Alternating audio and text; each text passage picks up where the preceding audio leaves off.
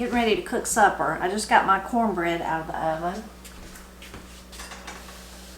And then I'm going to make a really quick pie for me and Matt. So I've got some apples in here that I've just been cooking for about 5 minutes. I'm going to pour them into my pie shell's kind of on the small side, but maybe it'll be okay. I'm just using a frozen one. Oh, cooking apples smells so good. So good. This apple pie is more like a tart almost. I've shared it before and it's in mine and Jim's cookbook. Let me find something to set my pan on here, the pot. I've got some butter I'm gonna put in there. Actually, I'm gonna put it back on the stove. Let that be melting. So this is Aunt Mary Jo's apple pie. It's on page 207. So you need 2 cups of diced apples, 2 tablespoons of water, 1 unbaked pie shell, half a stick of butter, 3/4 cup sugar, 1 tablespoon all-purpose flour, 1 teaspoon cinnamon, a half a teaspoon of salt, which I did not get. I gotta go get that, and 1 egg slightly beaten. So I put the apples in a small sauce pot with 2 tablespoons of water and cooked for about 5 minutes with lid on. You gotta keep an eye on it though to make sure they don't scorch. And then I put them in my pie shell here. If there's any liquid left, you can just pour that in there too. Now I'm going to melt that butter in a small pot, and then I'm going to remove it from heat and stir the rest of this in. And then we're going to pour it over the apples, bake in a 350-degree oven for 35 minutes or till golden brown. So while that's melting, I'm going to get my salt, and then I'll show you how to put the rest of it together and tell you what I'm going to cook for supper. Okay, I've got my butter. So now I'm ready just to add the rest of the stuff to it here. There's my sugar, my flour, cinnamon, get all that, and then my salt that I did not get out. Usually try to get everything out.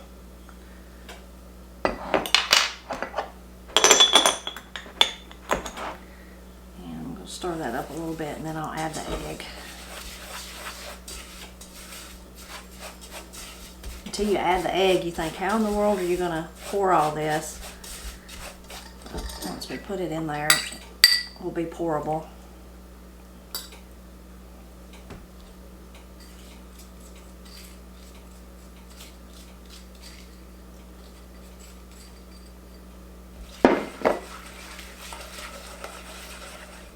Really easy apple pie to whip up too.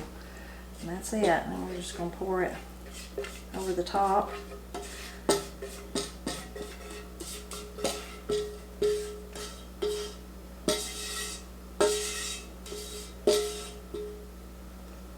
And put it in the oven, 350 for about 35 minutes or until golden brown.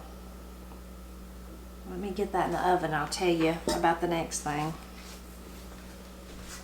Okay, now that I've got the pie in cleaned up just a little bit, I'll tell you what I'm going to make for supper. I've got my cornbread over there, and then I'm actually going to make something else from mine and Jim's book, but something I've never made before. So I'm going to make, it's very common, I'm sure you've had it before, but for some reason Granny just never made it, and I never have either, which is hamburger gravy. I'm going to read to you though out of the book for just a minute. Hamburger gravy. Many Appalachian families a few generations back were more likely to enjoy the flavor of beef in gravy than any other way. A half pound or so of the least expensive ground beef available, with the highest fat content that is, could be stretched a long way when made into gravy and served atop biscuits or crumbled cornbread. It was considered a real treat in my youth. Possibly because it was served infrequently or thanks to being a change from the far more common offerings of pork. This is Jim writing. A half a pound of ground beef with 20 to 30% fat content, a half a cup of flour, all-purpose or more if you need it, 1 cup milk, salt and pepper to taste. Fry the burger and then drain the grease and set the meat aside. Using the hot grease as your base, make a roux by gradually adding and browning flour. Then pour in milk a bit at a time, stirring constantly as the gravy thickens. When you approach the desired consistency for the gravy, sprinkle in salt and pepper along with adding the reserved burger. Using milk as your thinning agent, reheat until the meat gravy is just right for serving. You can control the thickness of the gravy by how much flour and milk you use, and if the gravy is relatively thin, a little burger goes a long way and still keeps the taste of beef even though the mixture is mostly milk and flour. And that was Jim's recipe that his mother made when he was growing up. On that page, if you can see or not, see if you can. It's one of those historic photos that we use throughout the book that I just love. That one says, a mountain farmer readies a field with a walking plow pulled by a pair of horses, courtesy of Hunter Library, Western Carolina University. It's about that time, will be in a few months anyway, to start plowing, although we don't use the mules or the horses to do that. So I'm not sure why Granny never made it when we were growing up. Maybe because we were all too picky, maybe because she didn't like it. I'm not sure. I have seen over the years other people make it and seen a lot of recipes, and some people, Jim was talking about using the fat from the burger, which makes sense if you think about, you know, sausage gravy, bacon gravy like we eat. We just use the fat that comes out of the meat. Some people prefer to remove that, all the fat from the burger, and then they add butter or something like that, maybe olive oil or something. I'm going to do it the way that Jim's mother did it, but I am going to add a little bit to it, little other things. Although I've never made hamburger gravy, I have made lots of times just beef and then put an onion in it, put some Worcestershire sauce in it, some garlic powder, things like that. And then Corey and Katie would just eat it like that. That was one of the things they liked, you know, to eat. That was just something they would always eat. And it was good. We could put it in a tortilla or a taco and eat it like that. I like it on light bread, just like it like that. So I'm going to cook, when I cook my beef, I'm going to cook an onion with it. And then I've got my flour and my milk like Jim's mother did. And then I may add, along with the salt and pepper, maybe some garlic powder or something like that. And maybe I'll add some of the Worcestershire sauce too. We'll see. I'll see how it's going and taste as I go along and see what I think me and Matt would like the best. And I've also seen a lot of people that made it and talk about it, heard about it, is that they love to put it over rice, which makes sense, or mashed potatoes. That sounds really good. But I'm going to do like Jim's mother, and I'm just going to use my cornbread. We're going to put it over it. And then to go along with that, I'm just going to make us a little bit of fried cabbage. And we have a jar of beets that we've been eating on. We'll eat some of those pickled beets, have that pie for dessert, and I think that'll be a real dandy meal on this cold day here in Appalachia. I've got the beef cooking. I'm going to add some onion. I guess I'm going to add some salt and pepper here, and I'll probably add some more after I add the milk and stuff.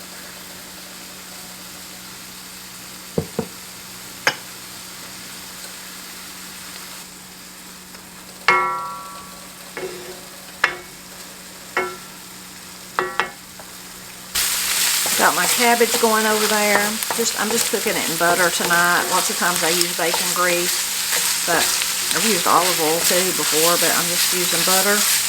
Got some salt and pepper on it. Now I'm ready to add my flour to this. Actually, Jim said drain it, didn't he? Oh well, I forgot that part. I think it'll be fine like this too though. So we'll let this cook for a minute or so till the grease soaks up all the flour. I think I'm going to need more than a cup of milk too. I may have had more than a half a pound of beef. It was part of the pack. Also, I buy typically sirloin or chuck, most of the time chuck, and it doesn't have as much grease like what Jim was saying you needed. I think it'll be okay though. Okay, I think I'm ready to add the milk. You could use water too. I'm probably going to need more milk because I didn't get my, I think I have more beef. It smells good though so far.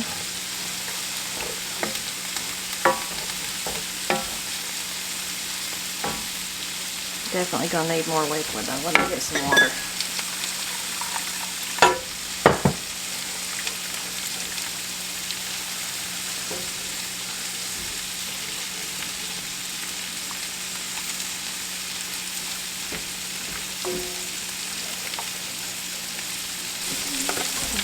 A little bit more milk too. Oh yeah, that looks better. I don't like really thick gravy. It's okay if you do, I just do not. Now I'm going to season again, and I think I'm going to add a little bit of Worcestershire. Gosh, it's smelling really good.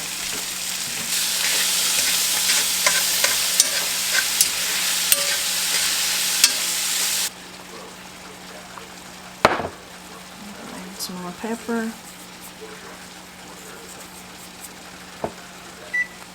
Timer for my pie, we're going to have to check yet. And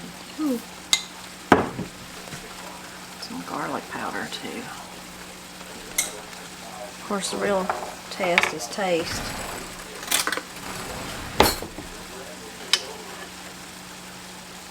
It's good.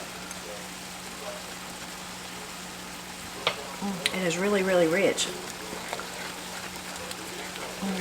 Getting a little thick again. I'm going to add a little bit more water. Of course, you may like your gravy thick. I'm just one of those people that can't stand the texture of thick gravy. But the taste is really good. Okay, I got to get my pie out.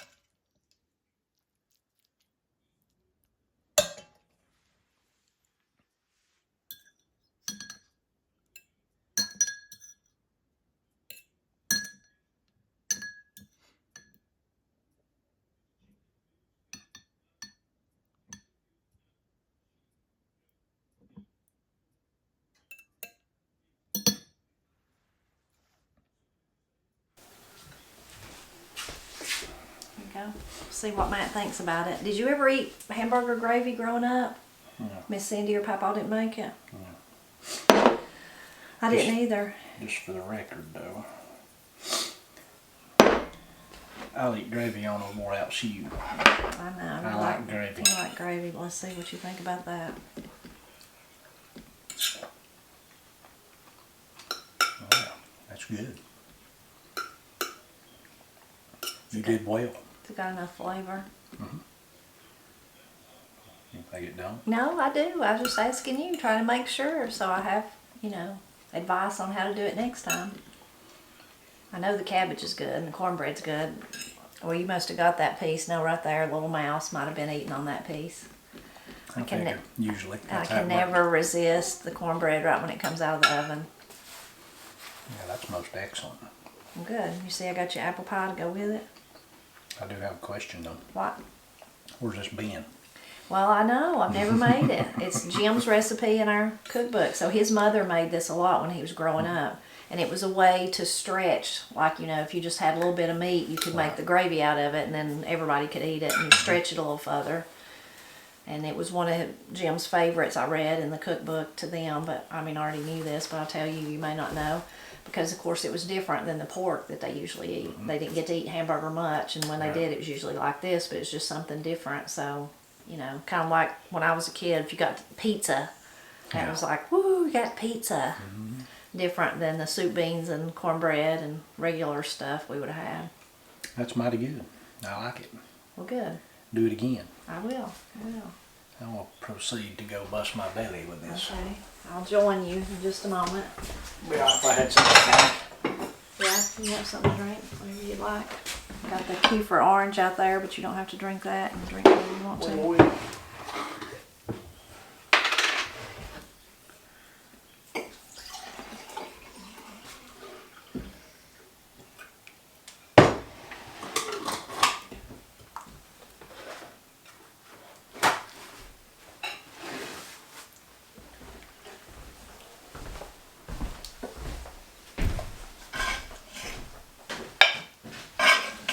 Hard to beat fried cabbage, I already know that. And any kind of the pickles that we make, the kraut, whatever, anything that we're eating from the last year's garden just adds a real brightness to whatever it is. I've been on a beet kick though. I've been eating the beets. We're about out of them.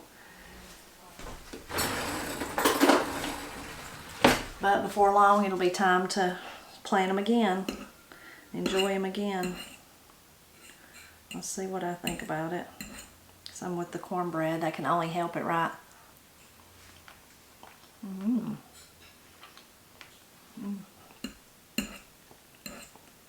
It is really good. Cornbread, of course, takes it up a level. Cornbread does that for anything for me. I am glad I added the onions and the Worcestershire and the garlic powder. You could do that to taste, but I'm glad I did that.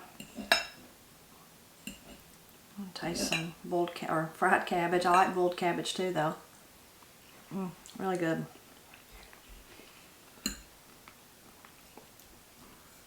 Really a hearty meal. I'm sure you probably had hamburger gravy or made it yourself. Please leave a comment and tell us, you know, how you do it. Do you add anything else? Do you drain it? Do you add the butter like I've seen some people do or heard some people do, seen some recipes like that? Or you do it more like Jim's mother? Maybe use all water instead of, I kind of used milk and water. Just leave a comment and let us know how you do it. And I'm going to go enjoy this wonderful meal. I'm always glad when you stop by to help us celebrate Appalachia.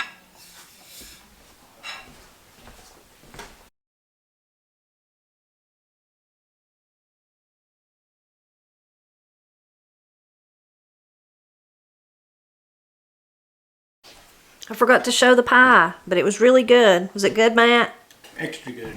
I do have a video about it where I just make it's just about the pie, Aunt Mary Jo's pie. I will put that link in the description below, but it was really tasty and it's a really easy pie to make.